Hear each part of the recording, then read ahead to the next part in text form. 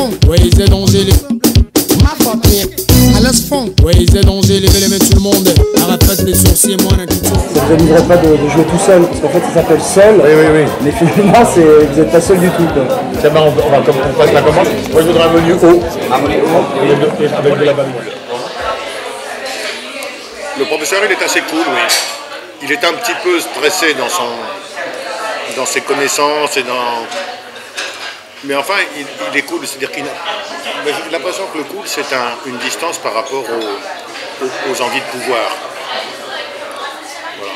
Donc le professeur Rollin, il est comme moi, il ne souhaite pas du pouvoir, il souhaite faire son petit bonhomme de chemin avec dignité et comme un chic type à peu près à son échelle, c'est-à-dire donc pas à l'échelle planétaire, à son échelle. Et donc je pense que il peut être cool, on peut continuer d'être cool tant qu'on n'a pas un rapport belliqueux autour des appétits de pouvoir. Que justement le professeur Rollin, il est devenu un peu populaire comme ça avec l'émission Palace et par la suite, pour cette raison-là, c'est qu'en réalité, il a à peu près, semble-t-il, la culture que doit avoir un professeur, les connaissances, la mission de les transmettre, sauf que lui, il est un peu farfelu, un peu fou, et donc il n'est pas oppressant.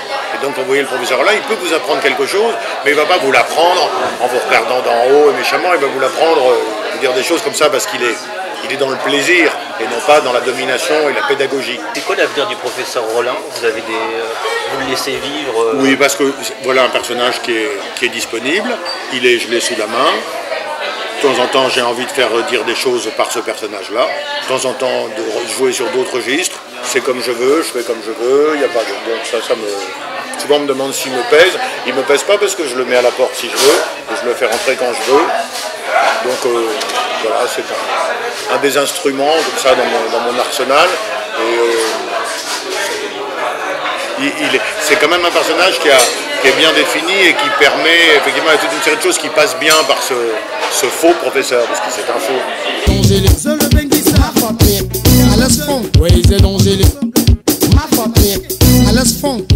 auriez pu faire le remake de Palace, là, des assurances Bien sûr que je ne l'ai pas fait, et Rib l'a fait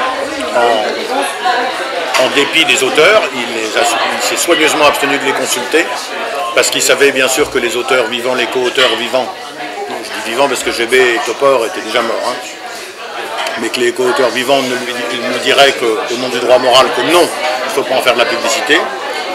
Et il a aggravé son cas puisqu'il l'a vendu pour 700 000 €, d'après ce que nous savons, et il a simplement oublié de partager avec les co-auteurs. Donc quand il a été pris la main dans le sac, évidemment, son dossier était implaidable, et il a été puni comme un escroc, il a été obligé de faire un chèque comme le petit escroc qu'il est. Évidemment, ça lui a fait très mal. Donc on ne verra plus au Grand Mézé alors? Non, on ne verra plus au rond-point. Voilà. Pardon, on ne me verra plus au rond-point tant que Rib y sera, mais moi je serai encore là quand lui ne sera plus au rond-point. Vous êtes fâché avec Édouard Baird ou c'est du flan au pâté Non, alors ça c'est encore... C'est mal tombé, en même temps il y a une connexion, c'est-à-dire que Édouard, qui a très très peur des fâcheries, pourtant il est fâché, lui il est fâché avec Ardisson, il est fâché avec des gens, mais il a très très peur de se fâcher avec les gens importants. Et quand il y a eu ce conflit, je crois qu'il n'a pas bien compris l'enjeu. Et il m'en a voulu de me fâcher avec Rib, parce qu'effectivement, comme cette affaire-là a eu lieu avec Rib, je ne pouvais plus faire le Mézé au rond-point. Bon, il aurait pu simplement décider d'arrêter le Mézé, il a fait un peu moins délicat que ça, puisqu'il a été remonté à la Cigale puis aux Folies Bergères, quelque chose qui est le Mézé, sauf que ça ne s'appelle pas le Mézé, mais c'est le Mézé. C'est 9/10 des artistes du Mézé sur une formule Mézé, avec le chef de plateau du Mézé, la secrétaire du Mézé, enfin bon. Qu'est-ce que vous voulez que je dise Qu'est-ce que je dis si quand mon meilleur ami part avec ma femme dans les conditions les plus immondes et les plus dégueulasses, qu'est-ce que je dis pauvre garçon.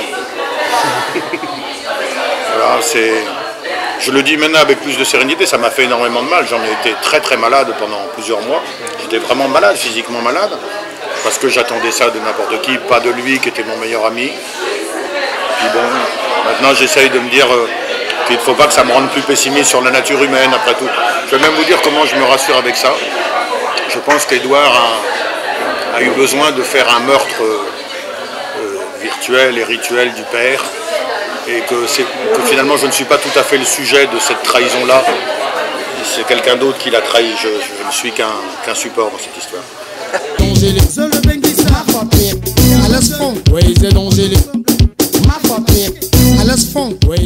Depuis quelques mois seulement, je commence à partager l'espoir qu'effectivement se crée par Internet un réseau de résistance capable de s'opposer à la toute-puissance de la télévision. Ça ne veut pas dire de prendre la place de la télévision, ça veut dire d'installer un réseau de connivence, de création, de créativité, en dehors des formats monopolistiques de la télévision. Et donc, quand on disait ça il y a 5-6 ans, l'outil était quand même pas assez partagé. Et maintenant, j'ai bien l'impression qu'en effet, par exemple, il y a une chose qui m'a rassuré, qui a bien milité dans ce sens, c'était mon camarade Jean Dujardin, quand il a fait Brise de Nice. Bon, voilà, le succès a beaucoup reposé. Je ne trouve pas ça fabuleux, hein, Brise de Nice. Mais c'est très rassurant qu'il ait pu monter son affaire essentiellement grâce à Internet. Donc ça veut dire que maintenant, il y aura une autre voie, et ça va faire beaucoup de bien. Ça va faire beaucoup de bien parce qu'on pourra d'abord, d'une part, passer par cette voie, et d'autre part, parce que la télé va aussi se poser un peu des questions. Et ça va. Donc c'est très très bénéfique.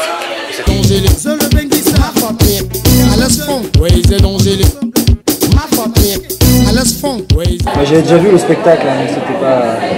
Mais c'est vrai que la première chose qui vient à l'esprit, c'est on sent qu'il y a quand même un vrai plaisir de faire participer aussi le spectateur. Donc ça, je crois que c'est comme le grand métier, un peu dans la lignée. C'est vraiment...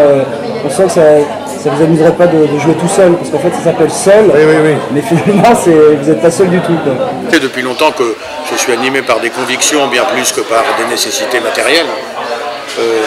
Et là, c'est vrai qu'il y a un plaisir de revenir à la forme la plus simple, parce qu'en réalité, L'Égaré, c'est un spectacle qui fait travailler l'esprit, mais c'est la forme la plus simple, c'est-à-dire que c'est vraiment le travail de l'humoriste. C'est pour ça que j'aime le travail de ce bonhomme-là. Il ne va pas chercher des trucs extravagants très loin. Il vit dans le même monde que nous, il voit la même chose, et simplement il le décrit et il en parle avec des mots qui font que tout devient plus léger, tout devient souriant, tout prête éventuellement à rire, et que ça, c'est vraiment la mission de l'humour telle que l'on définit les plus grands. C'est quelque chose qui puisse servir à tout le monde pour rendre le monde plus léger. Ce monde qui est souvent, qui est encore peut-être plus maintenant, bien violent, bien hostile, bien complexe, bien hermétique, et de le rendre plus léger, plus accessible. Et ça, c'est vraiment la mission de l'humoriste. Et je trouve que lui fait ça très très bien. Donc sur tous ces petits soucis, ces petits emmerdements, au lieu de renvoyer les gens dos à dos avec des démagogie, non, il est là juste et il nous donne un regard qui fait que, ah bah oui, alors comme ça c'est rigolo, ça fait moins mal, quoi. Et une des folies d'une certaine tendance comique appuyée par la télévision, c'est de penser que, c'est de ne pas comprendre qu'on n'a pas tellement besoin de l'humour quand tout va très bien. Eux, ils pensent plutôt à du comique, mais c'est du comique dans les banquets. Mais quand on est en vacances, qu'on est tous bien en bonne santé, on n'a pas tellement besoin. L'humour, on en a plus besoin quand c'est difficile, quand le monde ne va pas comme on voudrait, et puis on se sent un peu coincé, tout ça. Donc je trouve que c'est chouette. Et donc finalement, bien sûr, ce qui est agréable, c'est que ça laisse au public une partie du chemin à faire. Ça ne lui mâche pas tout le travail n'est pas mâché. Donc le public est plus intelligent, sort plus intelligent, se sent plus intelligent, et c'est normal puisqu'il a fait marcher ses neurones. Et en même temps, voilà, ça produit les mêmes effets comiques, mais avec le public fait un vrai pas, et ça c'est bien agréable, quoi.